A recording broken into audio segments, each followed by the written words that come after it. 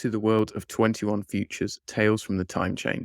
This book, forthcoming in December 2023 with Consensus Network, is the world's very first Bitcoin fiction anthology.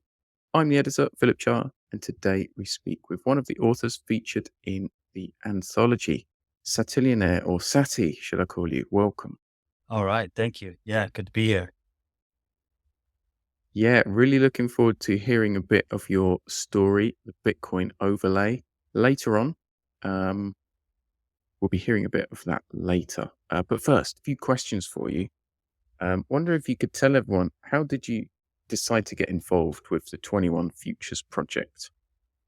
Well, I saw the notice that you guys put up that you were looking for authors. Got me really excited. It was something I'd been thinking about, kind of diving into writing more prose, and particularly like stuff inspired by Bitcoin. I'm very excited or very interested, I should say, about the future of Bitcoin and what, more or less, I guess, what kind of future could be built on Bitcoin, or what kind of future we'll have, what kind of society we'll have on a Bitcoin standard. That's what I think my main area of focus is. So this is like the perfect opportunity, kind of like, combine my, interest in that area.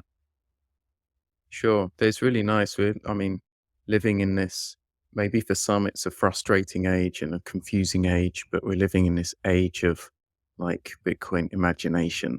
And I think that's what's cool about this book and this idea and all of the great entries that we had is everyone is thinking big. Everyone is thinking, on bigger terms than we do in our usual lives. So it's nice to like project and think about those kind of things you talked about. Absolutely. Sure. And tell us more about your sort of path into Bitcoin. Um, I got in around 2017. At the time, I had just kind of discovered voluntarism, and I was kind of studying like about anarchist philosophy and rules without rulers and such, and just kind of feeling disillusioned with the current state of things, and feeling like the world and the political landscape was just kind of heading in the wrong direction, and that we needed something to save this. I discovered Bitcoin, and I realized, or learned, that it could not be shut down, and just kind of the resilience of it. I got really excited, and I thought, okay, this is it. This is what we've been looking for. This is what's going to save humanity, in my mind. So, yeah, I just started quietly buying in 2017, and just have managed to hodl through all of the ups and downs, and just, it's a ton of time spent just educating myself about what it is. And so it's been like a long journey, but really like life altering. I'm very thankful that I found it, and that I've, immersed myself in it.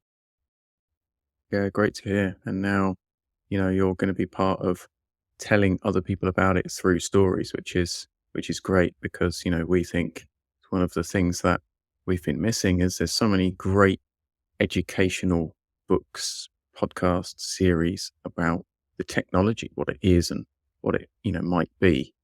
But really we react to stories. We care about emotion and, stories so we can empathize and emote.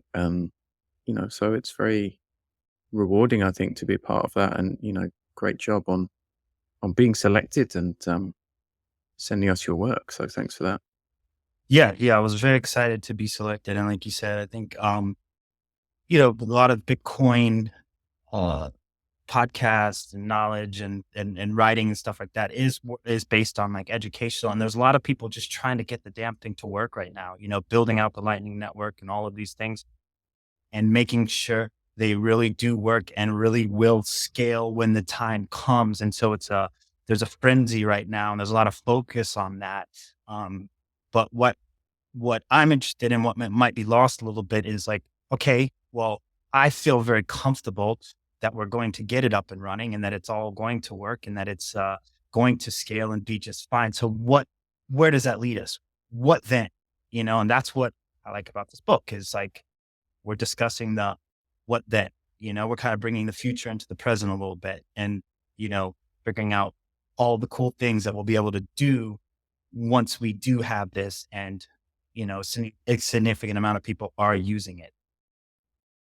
That's it. Not everyone involved is some technological genius or computer programming nerd. I'm not technical at all, and it's nice to be surrounded by a few more people in this. I think who are caring about this. Yeah, what's happening next, and how can we share this with people in a more engaging way? How can we, you know, um, tell these stories, market it?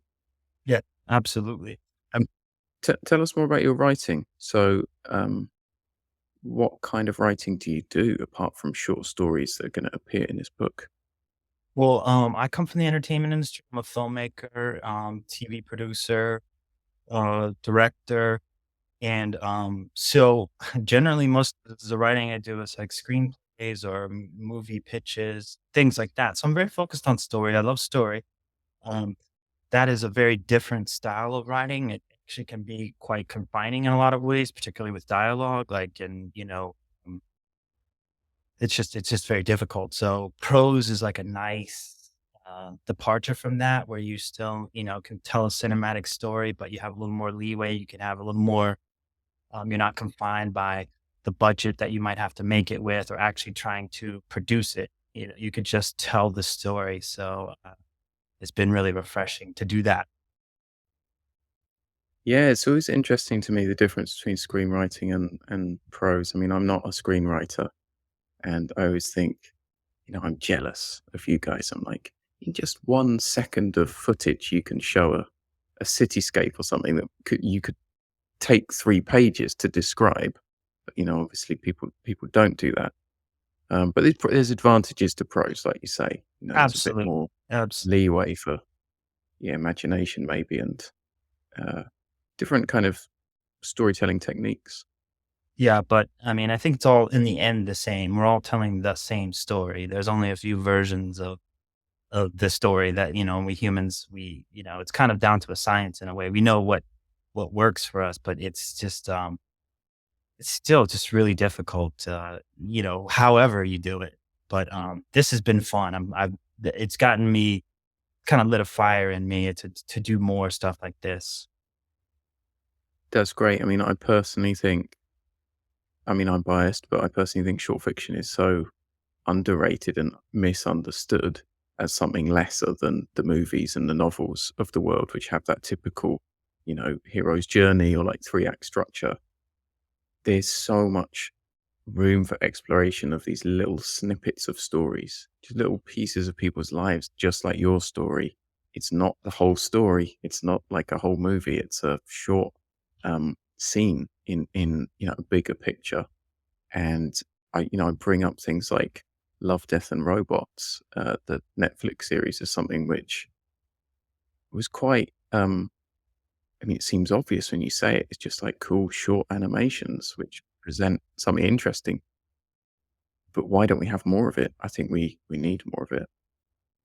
Yeah, I mean, I think it's very difficult. People don't quite understand, particularly like I've done a lot of work in short films. I'm very active in that world, go to a lot of festivals, watch a Brilliant. ton of short film. Actually won an Oscar for a short film that I produced a few years back. So I'm very in that world, and it's very difficult because a lot of people, I mean, I equate short films and short fiction in this way, and that a lot of people will try to make a feature film in the length of time it's in a sort of 15-minute short. Never works. You really have to come up with an idea that works for the format. And short fiction is the same. You can't try to tell a huge story. You can allude to a huge story, but you're just telling a piece of it. And there is so much to explore with that. So yeah, I love it. I'm excited to read the other stories and see what everyone else has come up with. Yeah, I can't wait for everyone to share them. I mean, I could talk about short fiction all day, so we're getting a bit off topic here, but I like sort of doing this as a way to, if you're listening on with you, I'm like creating a viewfinder with my hands to present like what a short story is, because we think of a story as a complete picture, right? Where you can see everything that's going on. The short story just focuses on one part, and makes the reader do the work of imagining the before and the after and the meaning and of it all. So that's kind of what gets me excited about being able to present things in this way. It's like we can zoom in on something and then allow people to make their own story, their own conclusions about it. Yeah, that is exciting. So let's talk about your story, the Bitcoin overlay. Um, I wanted to ask about one term that you use in the story. We'll talk about what it is. We'll talk about what happens in the story a bit later. The Great Schism. So the Great Schism is a key term in your story that draws parallels with religion. What, do you think there are any links between Bitcoin and religion? Well, definitely. I mean, there's a religious fervor that a lot of us have for Bitcoin, but I think it's not just Bitcoin. I think we kind of live in a world right now where everybody has a sort of, or not everybody, but a lot of people have very religious fervor for politics or various things that, I think everybody's sort of looking for some kind of savior or some sort of salvation. So, I mean, you definitely see it in Bitcoin. I mean, I think part of the mythology of Bitcoin, leads to that, like, Satoshi and his disappearance and such. Um, but in this particular story, I just kind of found it interesting. I mean, I think I like the term. I know it has religious connotations, like, um, but I think that it also kind of works in that, like, I do see there is a potential for a huge divide um, to take place for humanity, and that, like, we sort of fork and that there's different societies formed and we're kind of not all living in the same reality, so to speak, even though we occupy the same space. So that term, for whatever reason, just kind of struck me and just felt right. And I'm happy with the religious, illusion or whatever. It sounds a lot grander than a hard fork, doesn't it? Great Schism. It Yeah, I does, love it it. does. But that we have potential for it. I mean, I think it's possible. I think there's just so much going on, and I mean, I think like one of the things I've always heard, like that, just when you talk about Bitcoin and scaling, and like when you apply that to like politics and like, like America where I live, there's 350 or however many million people, and we're supposed to have one leader. Just doesn't really work, doesn't really scale, when you have a country of 50 million people, maybe one leader is sort of works, but when you have this many people, that idea perhaps doesn't scale like as we would like, and so it's like there's just, I think a bunch of different realities simultaneously happening, and we're all trying to, live somewhat harmoniously with each other, but it doesn't always work, and it feels like there's forces kind of pushing us apart. So, it's possible that there is some sort of split, um, grand split that happens. I don't know. I mean, that's kind of what I'm exploring in this book is that, in this short story is that, the idea that, humanity does hard fork and there's just there's no communication or going back and forth between the two worlds. It's very, except this guy who's the lead character. Certainly. Well, I mean, with financial systems and revolutions, they're definitely hard forks in history, aren't they? And we love categorizing parts of our existence into, well, that was the ancient times, or that was, when the medieval period ended. And, there's going to be more of that to come in the future for sure. Yeah. So the story is a chase scene or includes a chase. And there's a sort of impossible or a seemingly impossible escape from these uh, dastardly automated minders and a lot of surveillance in this society. Did you take inspiration from any other stories or any other books or any other chase scenes? I'm interested to know. You said you're involved in Silver Screen.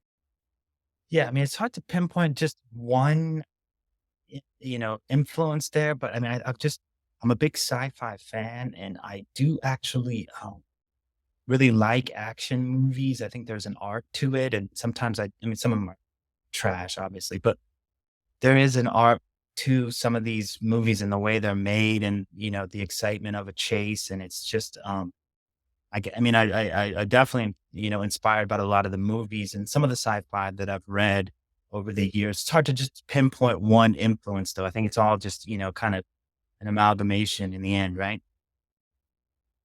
I think it's a very hard thing to do is to pull off an exciting action scene in a book.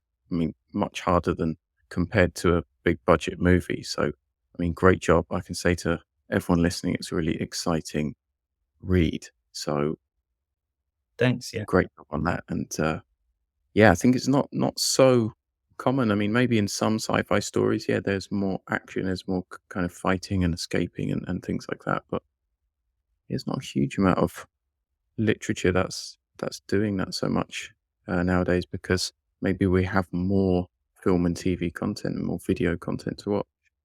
Yeah. That would make sense. So the main character, I don't think the main character is named because it's written in the first person. Is that Right. right? That's correct. Yeah. So let's just say the main character attempts to. The story is that they're trying to get safe passage for Soria, who is a kind of refugee from something. Uh, is she running from trouble or is she going towards a utopia? Well, Is she running away from something or running towards something, I should say? she's definitely running away from something. And the only really safe option for her is to leave one side of the society and enter the other sort of Bitcoin overlay. That's like the hope. That's safe passage there is about her only hope of not, spending the rest of her life in some sort of prison or the archipelago, as I call it. Um, so yeah, yeah, I think it's both. She's running from something and running towards this utopia that people whisper about. Mm, interesting. There's a lot which is happening on the margins of this story, which, is part of a bigger universe and a bigger world. Have you thought about extending the story or writing other stories set in the same universe? Yeah, actually, I was just laying in bed last night, kind of thinking about what happens next for the two main characters, and kind of like for whatever reason, it just occurred to me, or just kind of the idea popped in my head for that I want to explore where they go next, and kind of so yeah, it definitely is something I've thought about, like expanding upon. Um, to share, yeah, Great. Well, we're hoping to be putting out future books, so maybe we'll find out more about the characters and what happens to Soria and her journey. Great. Well, with that in mind, could you treat us to a passage of the story? absolutely. Let's listen to Sati read a bit from the Bitcoin overlay. Take it away. All right, here we go. No one knows exactly when the Great Schism began. Many claim that it never occurred, a mere figment of fevered imaginations. But for the outliers, the divide is an inescapable actuality. Some fled to far off lands like Mexico or sub Saharan Africa seeking refuge, while others were completely cast out of society, left to fend for themselves in the fringes. And then there's me, the bridge between the two worlds. My job, if you can call it that, is to navigate the treacherous waters of the divide and help those on the periphery find their way to a better life in what has come to be known as the Bitcoin overlay. I need you to understand that you can't bring anything material with you, I said in a grave tone. You'll only need your wits and your ability to work hard, but it won't be easy. I had delivered this speech countless times, but the look in Sawyer's light brown eyes suggested that she didn't comprehend the gravity of the situation. She fidgeted with the delicate gold bracelet on her wrist, and her eyes darted around the room. Her designer clothing was a stark contrast to the dingy supply room of this Chinese restaurant. I know what I'm leaving behind, she said in a hushed voice. I just wish I knew more about where I was going. I'm sure you have lots of questions. Unfortunately, I'm not the guy who can answer them. I tried to sound encouraging. The important thing is that you've made it this far despite the grave risks. That means you'll be fine once you make it there. Soria exuded the air of someone born into the upper echelons of society. She was probably raised with Tier 2 travel privileges and a personal AI ball, the kind of luxuries that the unwashed masses could only dream of. Was she really willing to leave behind all the comforts and conveniences that had defined her existence? We have to leave straight from here, I said, my expression solemn. There won't be any time for goodbyes. But my sister, she will search for me, she protested. And unless she's willing to take the leap herself, she won't find you. The light in her eyes dimmed by a shade. You don't have to leave. Nobody can fault you for wanting to stay here, I offered. Soria shook her head, a determined look on her face. She composed herself and forced a smile. There's nothing for me here, she said with a tinge of sadness in her voice. Staying is not an option, even if part of me wishes I could. I nodded in understanding. I may not have been born into the same world of privilege, but I could relate to feeling out of place and yearning for something more.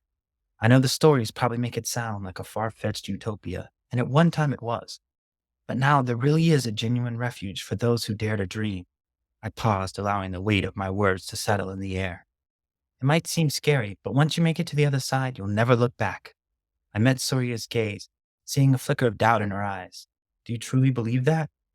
I wouldn't be doing this if I didn't. Just then, a grating beep erupted from the lo-fi baby monitor screen on my desk. In the mush of infrared pixels, I watched the scout drone approaching the alleyway just above us. This could only mean one thing, a breach. I turned my attention back to Soria, my mind racing with possibilities. We need to leave now, I said firmly, grabbing my bag and heading towards the door. Soria followed close behind. We stepped out into the dimly lit hallway, the sound of distant sirens echoing through the night. Brilliant. Wonderful reading. Thanks so much for that. And I'm sure everyone listening will be on the edge of their seats waiting for this chase to happen. Yeah, And you'll be able to find out what happens in that chase when the book is finally released. Great. So thank you so much for coming on the show, Sati. Just before we go, do you have a prediction about the future of Bitcoin? I know it's very difficult to predict. We've been talking a lot about the future. Any Um, thoughts? I mean, my prediction is that it's going to win. I mean, I don't put a lot of stock in price or worry about price or worry about, I just know that it's going to win. I just know that it's going to be there for us when we really need it and we're going to need. So I rest at night very comfortably knowing that and knowing, I mean, you know, I see other people fretting out there. I mean, in my industry, there's a huge strike right now with the Writers Guild and the Screen Actors Guild and the studios and AI and all these things. And I see a lot of, um, uncertainty and fear in my friends' eyes. And I see them affected by the strike and not being able to work for a few months. And, their vision of the future is quite different from mine. Again, I've been stacking since 2017. I feel like I'm sort of set. I know where I'm going. I know that this is going to be there for me. And I would love to see more people get involved and be able to have that, assurance. But as for the future, it's not going anywhere. Bitcoin's going to be here. And that's all you need to know. Great. Thanks very much for that bit of soothsaying. Absolutely. Brilliant. Well, yeah, thanks very much for coming on the show. Can't wait until everyone gets to read your story along with the others. And really looking forward to reading more about what happens to these characters and any other stories that you might be putting out along the way. Absolutely. So, best of luck with your writing and with your dreaming. All right. Thanks a lot. Thanks a lot, then. All right. See you in the next Yeah. one, guys. All right. Sounds good.